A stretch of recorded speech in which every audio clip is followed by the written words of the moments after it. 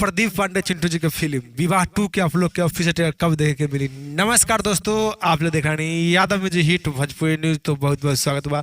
तो आप लोग से रिक्वेस्ट बा कि हमनी के वीडियो के लाइक कर दी और हमनी का चैनल पर नया बने तो नीचे के लाल बटन दबाकर चैनल सब्सक्राइब कर दी। तो अब आप लोग के पहले बता दी कि प्रदीप पांडे चिंटू जी की फिल्म माई बाबूजी के आशीर्वाद के ऑफिशियल है वर्ल्ड वाइड रिकॉर्ड यूट्यूब पर 2 दिन पहले, जो कि 1 मिलियन व्यू प्राप्त कर ले बा।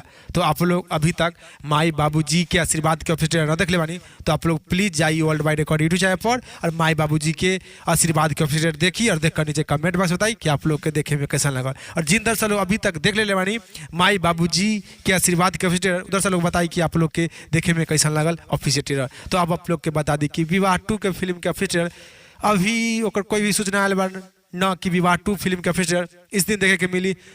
अभी कुछ दिन और आप लोग के इंतजार करेंगे पड़ी विवाह 2 फिल्म के ऑफिशियल देखे खातिर। तब तक ले आप लोग माई बाबूजी के आशीर्वाद के ऑफिशियल देखी और देख कर नीचे कमेंट बॉक्स बताइए कि आप लोग के देखे में कैसे लगल। फिलहाल में इतने, फिर से मिलेंगे अगले वीडियो में। जय हिंद, जय भोजपुरी।